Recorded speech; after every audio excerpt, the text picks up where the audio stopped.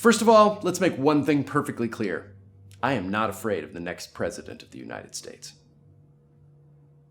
And I got a haircut. 2 things perfectly clear. That was 4.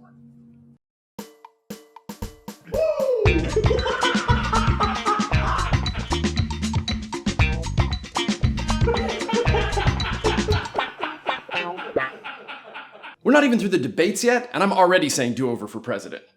But that's only because it's 2 of the worst candidates possible. Just imagine, like, your worst neighbor and your worst in-law. That's like this election. You choose. Thanksgiving, 2016. Trump? Pfft, please. The Donald doesn't scare me, not even a little. Why? Because the minute he's elected, it'll turn all the Democrats to my side. No, that's not the Republican side, because I'm not a Republican. The Democrats, who are notoriously famous for wanting to expand the power of the federal government, will all of a sudden do everything they can to hamper, obstruct, and diminish the power of the executive branch. Maybe that'll mean less bombing people without declaring war on them first. Democrats, you're on my team now. Like it or lump it. I don't really care. You can lump it.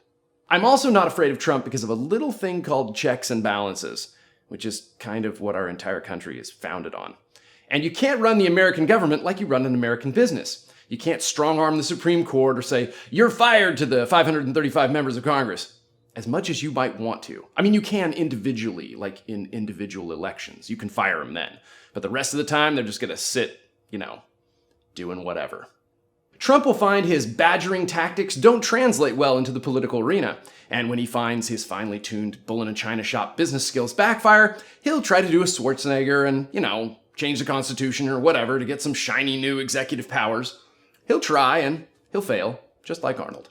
Oh, sure, he'll bluster and he'll fuss and there'll be a giant man baby having tantrums on the nightly news. Trumper tantrum. Ha! You might get a few rude tweets to everybody. But eventually he'll take his exotic endangered orangutan toupee and go home. Yep, 1 term, really embarrassing, Miss Universe-style diplomatic relations and done. I don't know, it might be good for our international relations. Because then any president who follows that is going to look like a saint. Now let's turn our sights to the other side of this heinous political zoo. I'm also not afraid of Hillary Rotten Clinton, even though there's probably a lot to be very, very, very afraid of. Why? Because she does a lot of stupid, questionable, and quite possibly illegal things. I know, all politicians do that, but you see, she's not very good at covering her tracks or deflecting blame and suspicion, or even seeming sincere.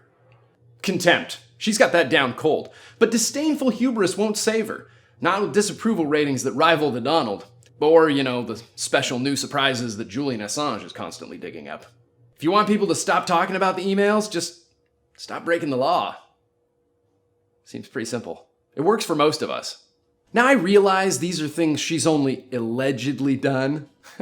Allegedly. I mean, even if only a fraction of them are partially true, then it's only a matter of time before her political pig farm produces some mire that actually sticks.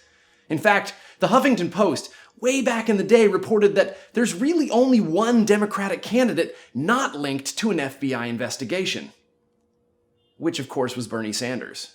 Come on, if they can impeach her easygoing, much less disapproved party animal husband Bill for perjury, there's no way they won't be able to do that and worse for Hillary. Still not a believer? An article in The Atlantic stated, no other American politicians, even ones as corrupt as Richard Nixon or as hated by partisans as George W. Bush, have fostered the creation of a permanent, multi-million-dollar cottage industry dedicated to attacking them. That's the Clinton legacy. Newsflash, Hillary, even if you're elected, you can't presidentially pardon yourself. And you can't run the nation from the celebrity cell at Camp Cupcake. Martha Stewart might be able to do it, but I don't think you can. Both parties have shown that they're broken, and the candidates are arguably the worst we've ever seen. Yet there are still people who insist that you have to vote the party line. That sounds crazy to me. They'll tell you that Bernie or bust is detrimental, or that not casting a vote for Trump means a vote for Hillary. Which made me wonder, if not voting for one person is voting for another, then if I don't vote for either of them, am I really voting for both of them and committing voter fraud? One of the things I love most about this election cycle is it proves we're all the same. Fear-mongering, insanity, criminality, stupidity. It doesn't just belong to the left or right. It belongs to all of us, because that's America.